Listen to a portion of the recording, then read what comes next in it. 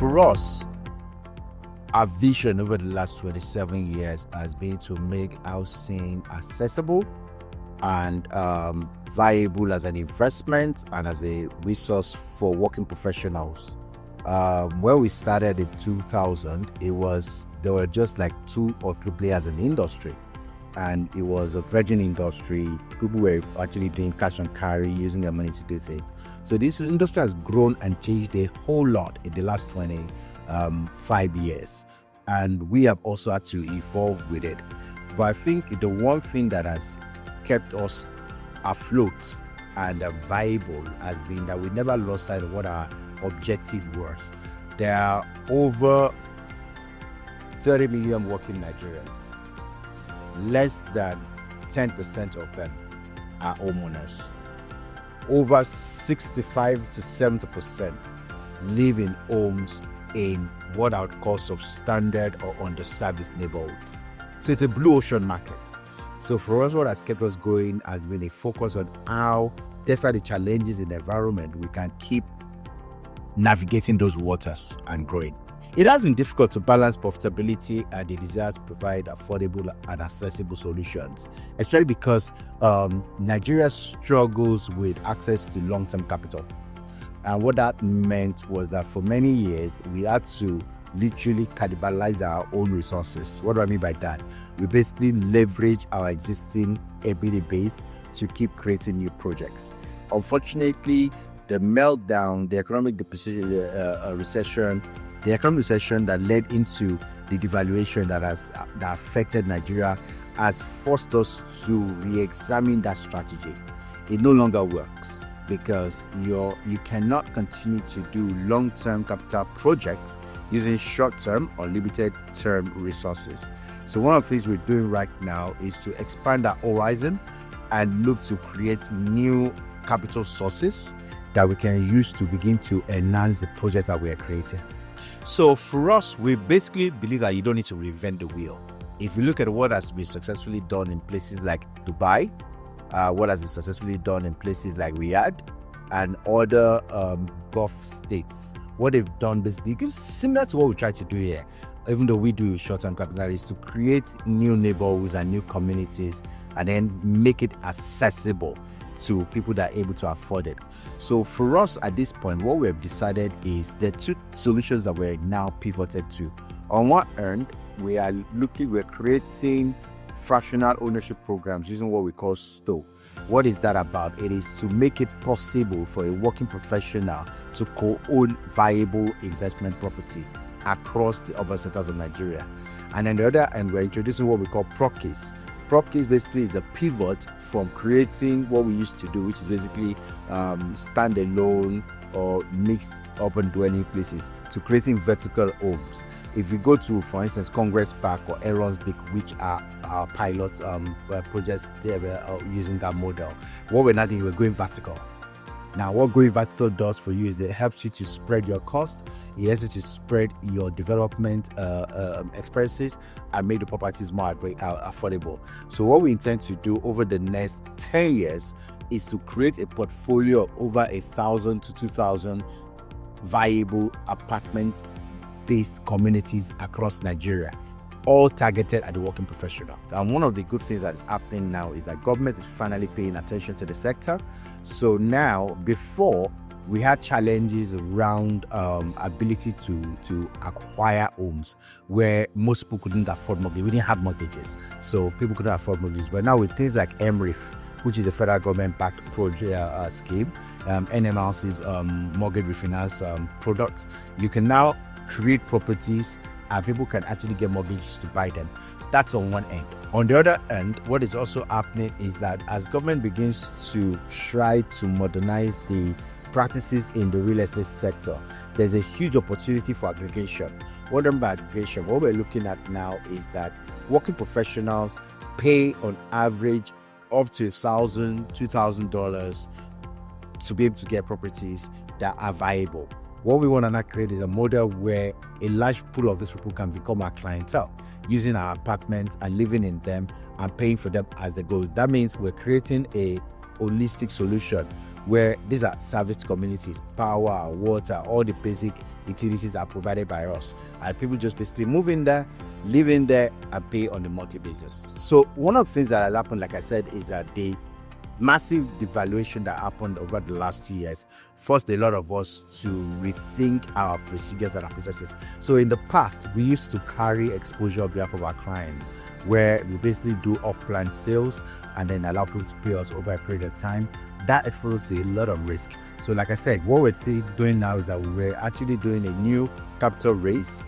The idea for us now is to get capital, create our developments from start to finish, and then put them on the market and allow people to pay over a longer period. What that does, it means is that we are no longer having to be exposed to the double loss of lost income having pre-sold at the high risk of development due to fluctuations.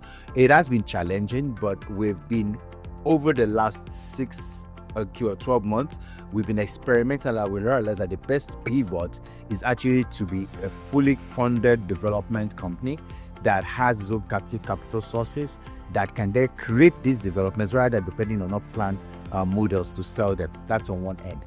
The second end is also that we're moving away from speculative development to developing more in urban centers. What do I mean by that? What you find is that the average working professional in Nigeria right now, Nigeria's population is 40% under the age of 30. And what you miss is that the working population is decidedly younger. It also means that most of them are not in back in the day, we built 5-bed apartments, 5-bed villas, 6-bed villas, 4-bed villas. Now people are pivoting. People are asking for studio apartments, 1-bed apartments, 2-bed cluster apartments. Now, those are much more viable. In fact, in most cases, what we now found is that when we create these new developments, the waiting list of people to take them up exceed the level of supply. So the pivot from a sale-oriented development plan to a lease-oriented development plan also helps us to insulate and ensure that we do not have inflation exposure.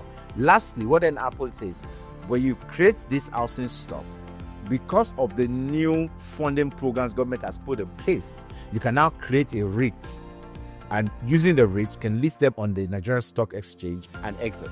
So what we're basically creating for our investors is a solution that ensures that their exposure to loss due to devaluation has been minimized.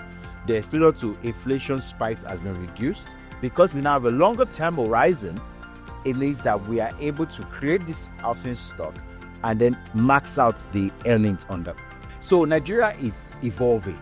Until now, you do not have any mega scale development company in Nigeria. We do not, because most of us are undercapitalized. We use the average capital base of the big developer in Nigeria is probably like $1 million, $2 million US. That's very low, especially for a market with a over $500 billion demand for housing. It's a mismatch. And then what you also find in Nigeria is that the trapped, or what you call debt capital in real estate, is over $900 billion. This has been assessments done. So all these housing stocks are being created because there's a disconnect between the value of the property being created and the demand of the masses. What you then find is that you have stranded stock. So what we're doing as a development company, and which we're also encouraging the developers to do, is to begin to look for how to unlock that trapped demand, especially for working professionals. I believe that when you have a job and you earn regular income, you should be able to live with decent housing. And that's what I believe as developers, as we get more capitalized, we'll be able to deliver. So one of the things we always try to do is we go where the demand will be, not where the demand already is. When we started Congress back in 2022, the whole area was a marshlight. There was nothing there. And we approached the partners and we sold them the vision of what we could deliver. Of course, it then happened and we've been hit with all the crises, economic crises that's come up. But then the beauty of what has happened is that it has been a catalyst for the development of the entire neighborhood. And this is not new. This is what we've always done. When we did our first project in 2002, Heritage Business Shongotedo, it was the first driver for development in the neighborhood. When we did Ocean Bay in 2008, it was a driver for development in the neighborhood. When we did Aaron's Beak in 2020 during COVID, it was a driver for development in the neighborhood. Congress Park is simply more of a say. The difference between Congress Park and those other ones, however, is that Congress Park is a second in what we call our medium-scale vertical communities. These are 4-5 story high buildings, meaning we have more units being put into place. However, one of our trademark, which is making sure that we have a well-balanced density, is still maintained, because we create enough parking and enough play areas within the community for people. Some of these things sound pretty normal to people outside Nigeria, but these are not the normal. These are not the norm over here. Typically, we build concrete jungles. We try not to do that. We try to create a wholesome living environment in every community. So what makes Congress Park so appealing to a lot of people is because it is located in a prime neighborhood, yet it gives you well proportionate housing units with ample living spaces. A lot of people rush to it, and then we priced it right. So our goal is to create more developments like Congress Park, where you have 1-bed, 2-bed, 3-bed apartments, well laid out, well proportioned, that the working professional, which is our target market, you can aspire to. There's some investors that are long-term institutional investors. These are people that are basically, they have capital and they're looking for guaranteed returns. So we have, in conjunction with our financial advisors, we have funding platforms, investment vehicles, where people can invest in these projects and they buy our debt notes. We agree what the tenor they want is. Typically, most people are taking tenors of 18 months, 24 months, 36 months. A few people are taking 48 months and longer. And then we have guaranteed return. We work with a trustee, so there's a proper oversight for their resources. Those funds are what we then deploy to create these long-term developments. This is for institutional investors. For retail investors, we have fractional ownership programs. So for example, a house that is going for $300,000 US, $200,000 US, $100,000 US dollars, you don't need to put that money down. You can buy a portion of, you can buy 1/10 share in that particular development. So you're coordinating it with other people. I don't know if you, if as many people are aware, Nigeria is beginning to place itself as a destination for people, especially in December, with what we call the 30 December program. Last year, there was so much demand that every single available property was occupied, was maxed out. So one of the things we're doing with our PropKeys platform is to make it possible for people to do flexi rentals. So a lot of people that buy properties from us right now, putting them back into the PropKeys platform.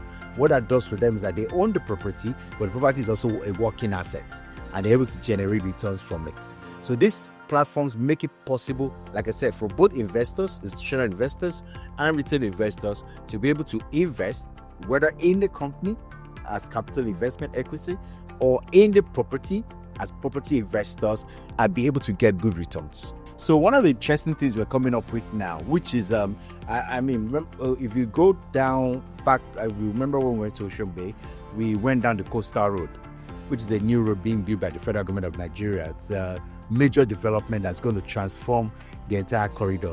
Now, we own a property over there where we intend to do 100 apartments. These are ocean-facing, luxury grade, not luxury finish, luxury grade apartments that are going to be 1 and 2 bed maisonette. So that's a huge opportunity. Retail rates for it are going from about 75 to 100,000 US dollars, and we're planning to break ground on it first quarter of next year. So that's at that particular location. In Lagos mainland, we have another development that we're bringing on stream, similar to what we did at Congress Park. That's on the Lagos mainland. Then we're actually moving to Abuja.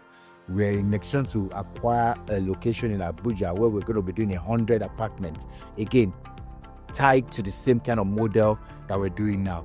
One of the things that we try to do with our developments is to go where we believe that demand will immediately offtake, and where we believe that it will be able to meet the immediate needs of people. So our goal and our target has always been to focus on the middle market and to create houses that meet their needs. So Ocean Bay was a dream project for us. What led us today, where we started in 2004, just like Congress Park that we started in 2022, it was marshland. It was a terrain that nobody wanted to go to, but we wanted to create a place that, literally speaking, the way we extend to people is you get home and you don't want to go out again.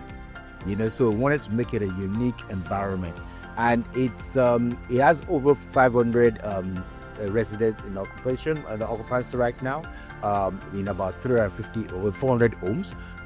We're putting in another 150 units over the next couple 2 or 3 years. And what makes Ocean Bay most interested is that it is literally 20 minutes drive from Victoria Island on the coastal road. It's in the area that's now called Orchid Road. Now, Orchid Road didn't exist when we started Ocean Bay. It didn't exist, it was not there. In fact, the way Orchid Road came to be was very interesting. We and 2 other development companies who were co-located came together and tried to open up that road. In order to create that road, an entire building had to be bought, demolished, and turned into a roadway.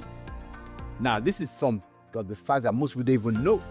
The road that people pass on right now was somebody's land that was demolished and turned into a road.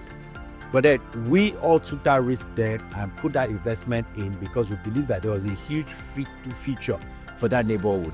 And that's really the striking thing about development in Nigeria, is that you create opportunities where there are none. Today, Orchid Road has well over 2,500 homes. It is one of the fastest growing neighborhoods in Lagos. And we believe that that kind of phenomenon can be easily replicated again and again. So as we round up our Ocean Bay with Playa Bonita, which is our ocean front-facing development that we're going to be doing now. We have Playa Bonita coming up there. We have a Swoosh Recreation Sports Park that's also coming up there. As we round up those 2 developments, we're going to be pivoting to Epe to create another new masterpiece. Now, why Epe? Epe is an agro-tourism haven.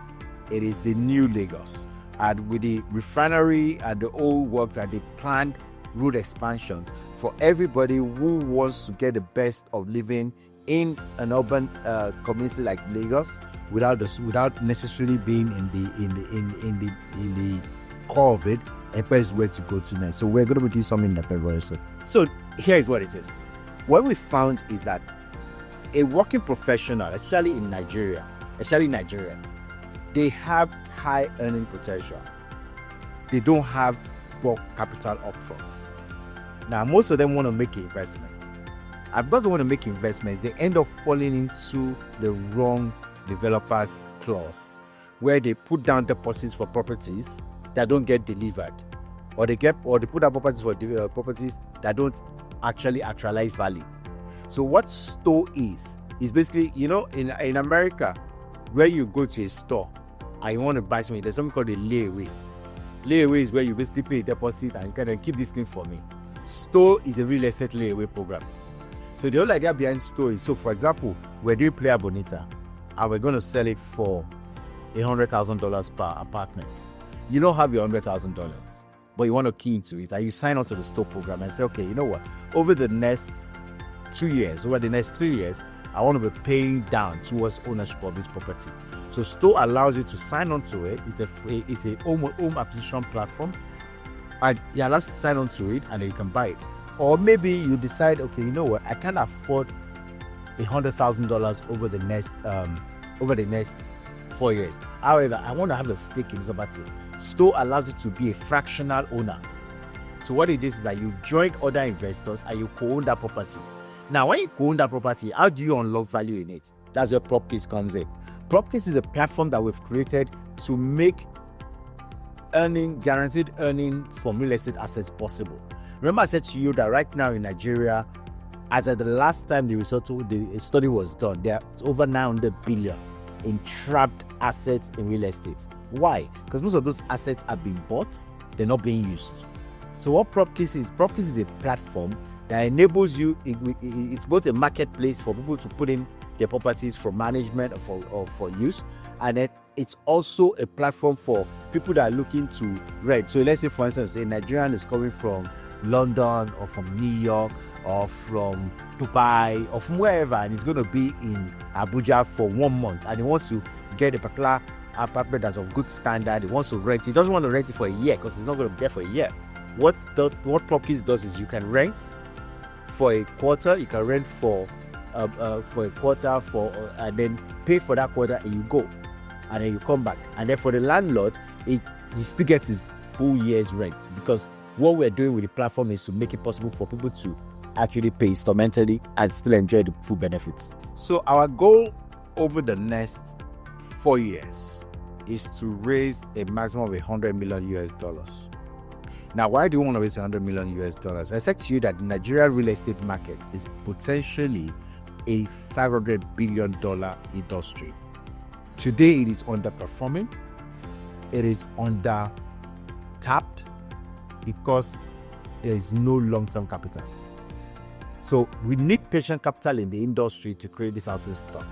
Now, what government has done is to focus on the retail end, make it possible for people to buy.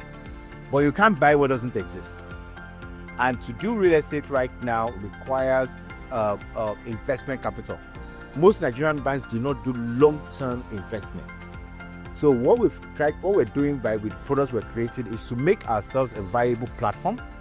We want to attract $100 million in new capital. This $100 million in new capital is going to be deployed to, over a 5-year period, develop about 100,000 new homes across urban centers of Nigeria.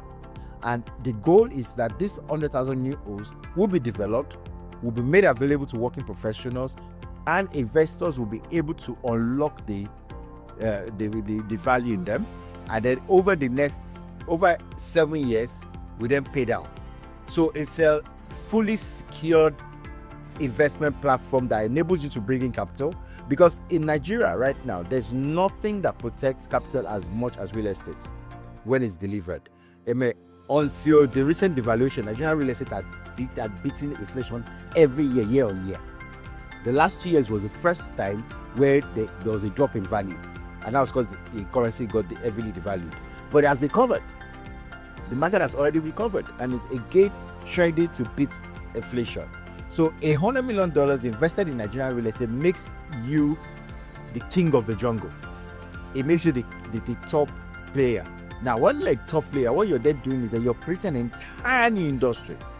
Imagine that you come into Nigeria in the next 2 years and you have communities with 1,000, 2,000 apartments, well-built apartments where anybody would be happy to live in. That's the dream we have, and that's what we're looking to get investors to partner with us on. So the first round of the the fundraising, we intend to raise $10 million US to run the pilot phase. And then once the pilot phase is successful, which we know, because what we've done is that the trial runs we've done with our own capital. That's why we have Aaron's Bay, we have Player Bonita coming up, we have Congress Park coming up. These are what we've done with internal capital. The next stage now, we're going to raise the first 10 million to do the full test, investment test. Thereafter, we then raise the balance of the 90 million and then go full bore. We intend to have the communities across Lagos, which we already do, Abuja, Port Harcourt, Kano, Kaduna, Rivers, Port Harcourt, and Rivers State. Then once we conquered Nigeria, we're going to move to the rest of West Africa and Sub-Saharan Africa, because it's a problem that's not particular to Nigeria. Nigeria just happens to have the biggest demand. Housing is a crisis in Africa. And for us, what we're looking at is to work with investors who are ethical investors, who are patient capital, to fight and slay that monster. With $100 million, we will develop 100,000 homes across 5 major cities in Nigeria. It will be done over a 5-year period and would, after a 2-year moratorium, guarantee a full return with a minimum return ratio of 15% per annum to the PIF. Guaranteed. Over a 10-year period. It means they get to do 2 things. One, they get to put on their list or on their masthead that they will revolutionize housing in Africa.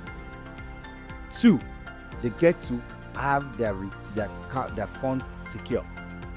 It's a low risk, high return, both on the perception level of being a contributor to improving the economies of African nations, and on the investment level, guaranteed returns on investments. Majority of the professionals, like I said to you, that we have over 40 million working class Nigerians. Over 20 million of them are in productive, gainful employment, but over 65% live in underserviced homes. So for any ethical fund that is interested in urban regeneration, that is interested in ethical urbanization, if I can use that word, that is interested in green development. What Octa5 is offering is an opportunity to partner with an ethical developer who is focused on that sector. And with patient capital, we will create new standards for development that would revolutionize the industry in Nigeria. We've done this before. Remember I said to you that when we started in 2000, there was no flexi payment plans. People were not creating communities the way we're doing now. We were one of the very first. And we sold the concept to our partners then and told them this is viable, and we were able to pull it off. We did Ocean Bay in 2008. This is 2025. It still remains one of the better communities to live in Nigeria today. So imagine what is possible. Imagine the endless possibilities of being able to create the same quality standard of living that you see abroad across Africa, starting with Nigeria. That's the value proposition. So for an ethical fund that is interested in cracking this market, what Octa5 offers is a willing player, a local player that is ready to commit to the best practices and make it a reality. Let's put it this way. For most investors, big ticket is $1 billion. Anything below $1 billion is a small investment. However, for Nigeria, especially after the devaluation, $100 million is a massive investment commitment that would transform the environment. Put it in perspective for you. The total funding that NMRC started with was $100 million. Family-owned funds, which are under federal government funded scheme, the total investment started with was $100 million. Both have not been able to sweat it effectively because of the public sector structures that they operate under, but both have remained very profitable.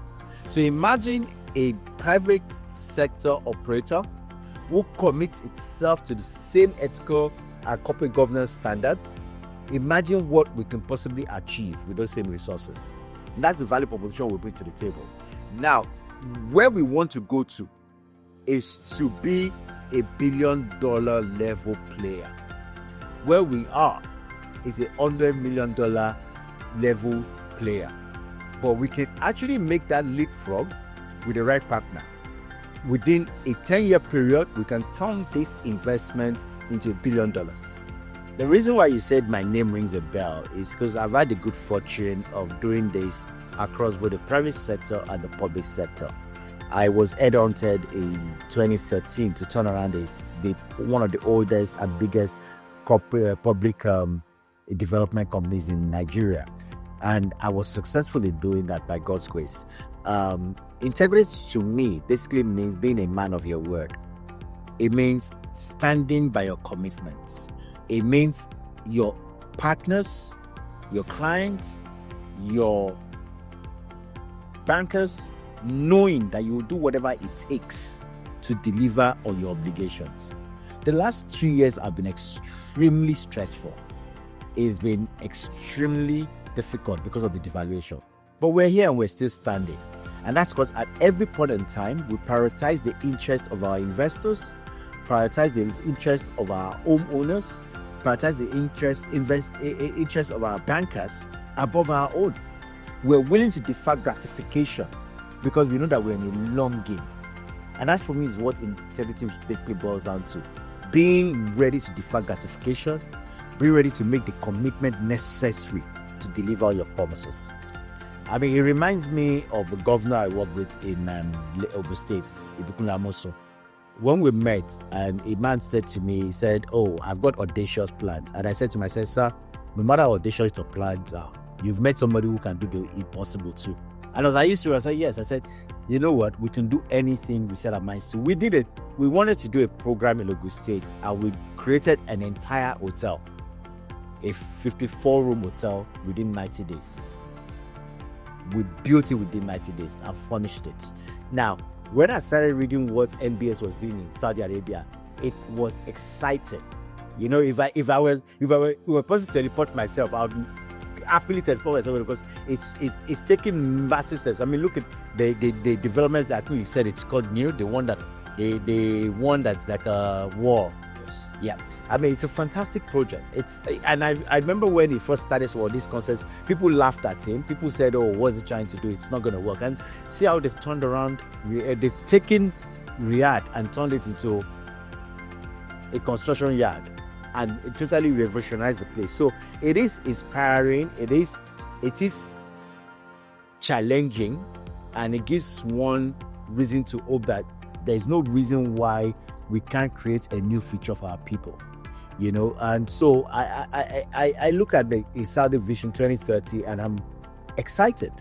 I mean, they've been coming to Nigeria to invest in recent times, and it's all part of the pivot from being a mono-product economy focused only on oil to opening up the kingdom, and they've done a good job about it, and they're beginning to get the rewards of it. So I think they have got fantastic lessons that our own leaders can learn from and can also copy and can be inspired by. Well, let's, in all fairness to the current government in Nigeria, I would dare say that this is the first time in probably 50 years we're having an audacious government. And what does audacity mean? Audacity means doing what is not necessarily popular, but what is needed. Just like what MBS has done to turn around Saudi. He had to take a lot of audacious decisions. That take a lot of cutting-edge decisions. And they got a lot. I've never been to Saudi, but I've read about what is going. And they got a lot of backlash for it. But it's now beginning to bear fruit. And that's the same thing that the current government in Nigeria has been doing. Within 2 years, within the first day of being in office, the president basically took a blowtorch and blew up the economic model as it then was. He stopped the oil subsidy. He stopped the the controlled pricing of the FX. The bottom seemed to fall out. But 2 years later, we're reaping the reward as a country.